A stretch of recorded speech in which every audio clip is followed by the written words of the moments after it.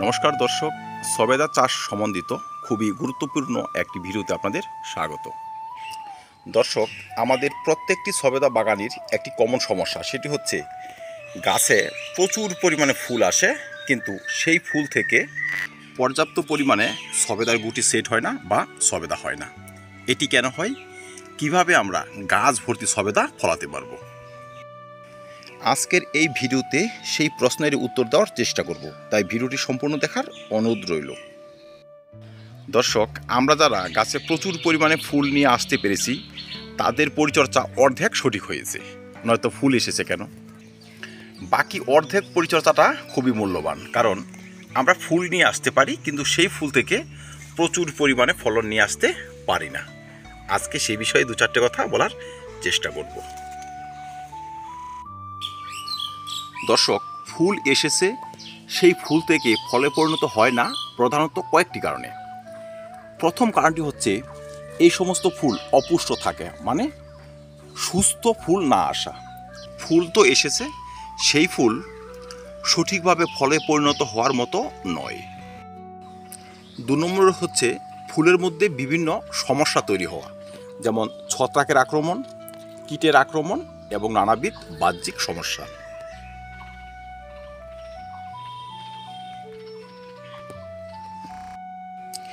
তিন নম্বর হচ্ছে ফুলের সুস্থ রাখার জন্য যে পরিমাণে ওয়াটার ম্যানেজমেন্ট করার প্রয়োজন আমাদের, সেটুকু সঠিকভাবে না করা। আর চার নম্বর হচ্ছে গাছের সঠিক বয়স না হওয়া। দর্শক, গাছের সঠিক বয়স না হলে সেই গাছে ফল হবে না, এটা কিন্তু স্বাভাবিক ঘটনা, এটা নিয়ে বলার কিচ্ছু নেই। দর্শক, ফুল থেকে ফল পরিণত হয় না এই যে ব্যাপারটি, এটি বেশি নির্ভর করে আমাদের ব্যবহৃত খাবারের উপর। দর্শক, আমরা তো জানি গাছের ব্যবহৃত বিভিন্ন প্রকার খাবার গাছকে বিভিন্নভাবে সাহায্য করে থাকে। কিছু কিছু খাবার গাছে বৃদ্ধিতে সহায়ক হয়, কিছু কিছু খাবার গাছের ফুল নিয়ে আসে, কিছু কিছু খাবার আবার ফুল থেকে ফল পরিণত হতে সাহায্য করে, ফলকে হৃষ্টপুষ্টভাবে বাড়িয়ে নিতে এবং অধিক সংখ্যক ফল গাছে ধরে রাখতে সাহায্য করে থাকে। এখন আমরা যদি সে সকল খাবার সঠিকভাবে গাছে ব্যবহার না করি, সেক্ষেত্রে কিন্তু ফুল আসাটুকুই সার, ফলে পরিণত হবে না বা হতে পারে না। যারা গাছে প্রচুর পরিমাণে ফুল নিয়ে আসতে পেরেছেন, তারা কিন্তু ফুল আসার পরপরই গাছে এমন কয়েকটি খাবার ব্যবহার করবেন যারা ফুল থেকে ফলে পরিণত করবে।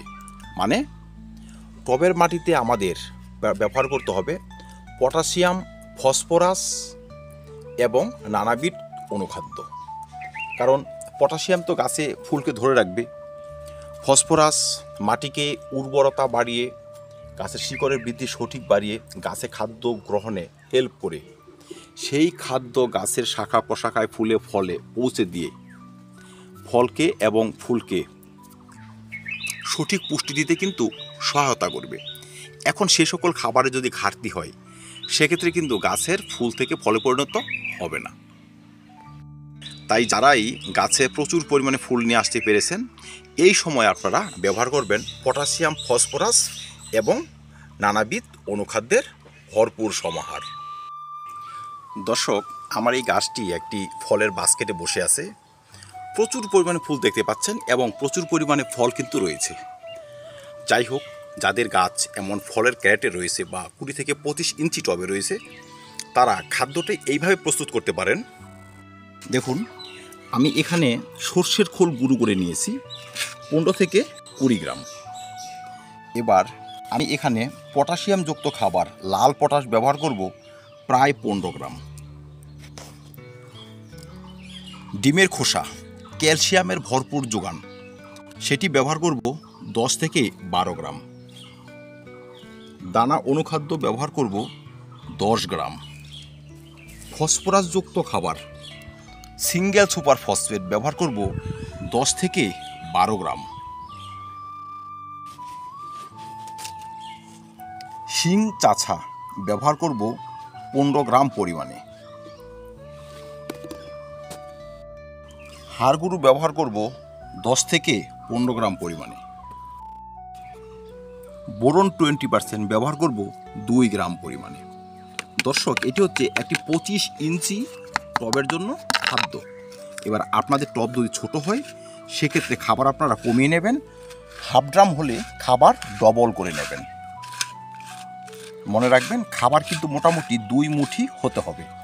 আপনারা এখানে ভার্মি কম্পোস্ট বা পুরনো গোবর সার ব্যবহার করতে পারবেন কাঠকয়লা পুরনো ছাই মোটামুটি 1.5 থেকে 2 মুঠি। এবার এই খাবারটি আমরা সরাসরি গাছের গোড়ায় ব্যবহার করব মাসে 1 বার করে। আসুন ব্যবহার করে দিই। খাদ্য ব্যবহারের আগে টবের মাটি একটু ভিজে নিলে ভালো হয়। আমি একটু ভিজে নিয়েছি, এবার সামান্য খুঁচিয়ে নেব যেন আমার ব্যবহৃত খাবার এবং মাটির মিশ্রণ ভালোভাবে একত্রে মিশে যায়।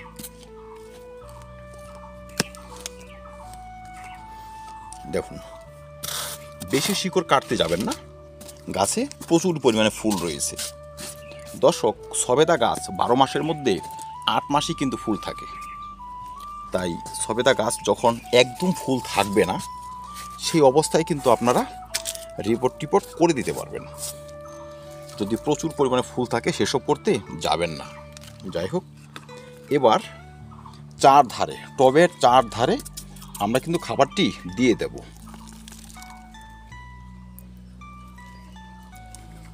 যারা বলেন যে গাছে তো ফুল এসেছে, সেই ফুল কালো হয়ে ঝরে যাচ্ছে, ফল হচ্ছে না, শুধু কমেন্ট করলে কাজ হবে না, ব্যবহৃত খাবার সঠিকভাবে ব্যবহার করতে হবে।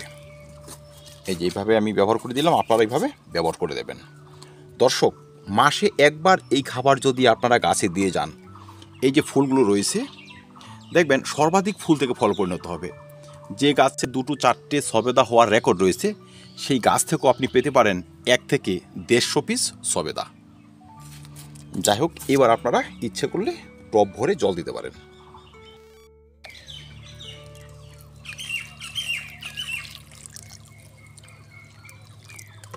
ব্যাস, এইভাবে জল দিয়ে টব ভরে দিন।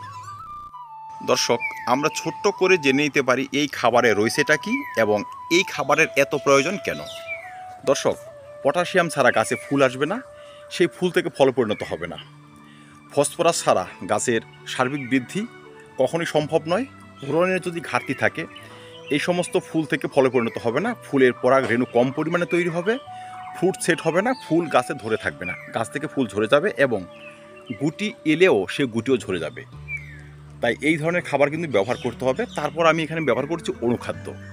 যেই অনুখাদ্যের মধ্যে রয়েছে ম্যাগনেসিয়াম, কপার, আয়রন এবং নানাবিধ ম্যাক্রো অর্গানিজম। তারা আমাদের গাছের সুস্থ বিকাশ, ফুল ফলের সঠিক বৃদ্ধি, ফুল থেকে ফল পরিণত হওয়া, পাতার আকার আকৃতি, পাতার কালার, এইসব কিন্তু নিয়ন্ত্রণ করবে।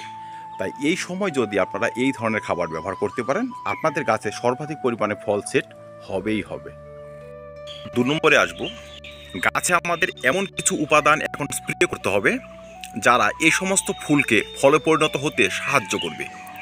আমরা ব্যবহার করব ভিটামিনযুক্ত কয়েকটি খাবার বা বোরন এবং ভালো মানের একটি অনুখাদ্য। আমরা এই সময় ব্যবহার করতে পারি বোরন 20% এবং অনুখাদ্য। দর্শক, আমরা তো আগেও বলেছি যে বোরন ফুল থেকে ফলে পরিণত হতে সাহায্য করে। তাই এই সময় গাছে যদি আমরা বোরন স্প্রে করে দিই, যেই বোরন টবের মাটিতে ব্যবহার করেছি সেটা তো কাজ করবেই, কিন্তু এখন যদি ডাইরেক্ট স্প্রে করতে পারি সেক্ষেত্রে তার কার্যকারিতা অনেক গুণ বেড়ে যাবে। এই সময় 1 লিটার জলে মাত্র 1.5 গ্রাম বোরন গুলে 10 দিনের ব্যবধানে যদি আমরা 2 বার স্প্রে করি, আমাদের এই সমস্ত গাছে অধিক পরিমাণে ফল হওয়া থেকে কেউ বাধা দিতে পারবে না। দর্শক, আমি নিয়েছি মাল্টিপ্লেক্স বোরন। আপনারা আপনাদের হাতে যে বোরন পান, যেটি ভালো মনে করেন সেটি ব্যবহার করবেন। এমন একটি 2 লিটার ট্যাঙ্কিতে আমি ব্যবহার করব 3 গ্রাম পরিমাণে বোরন। বোরন অনুখাদ্য একত্রে মিশিয়ে ব্যবহার করা যায় বা 2 দিন ছাড়া সেপারেটভাবেও কিন্তু ব্যবহার করা যায়। যাই হোক, আমি এখন বোরন 20% গাছে স্প্রে করব। যখন গাছে স্প্রে করবেন কিছু, গাছকে একদম ভিজিয়ে স্নান করিয়ে দেবেন।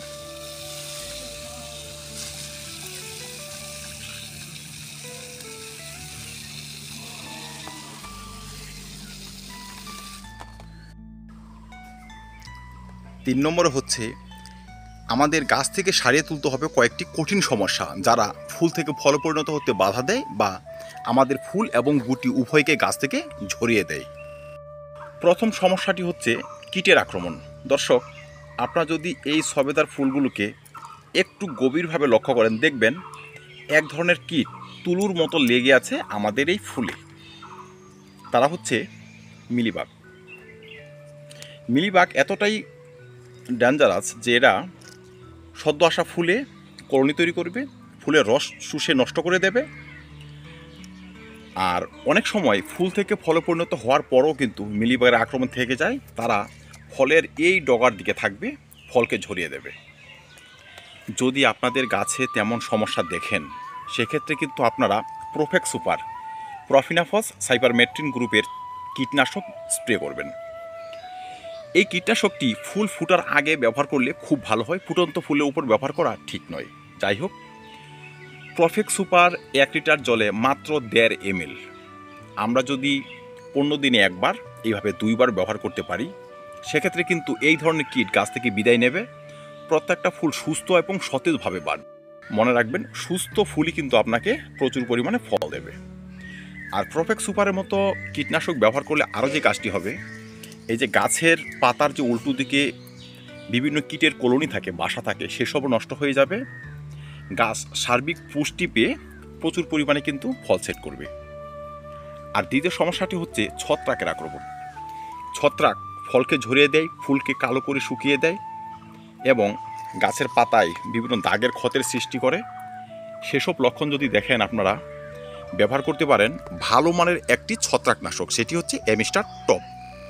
এমিস্টার টপ বলার একটাই কারণ যে এই ছত্রাকনাশকটি আপনাকে কম পরিমাণে ব্যবহার করতে হবে। 1 লিটার জলে মাত্র 1 ml বা 15 ফুটা ব্যবহার করলেও হয়। 15 দিনে একবার, মানে ঘন ঘন ব্যবহার করতে হবে না। বিকেলবেলা দিকে স্প্রে করে দিন।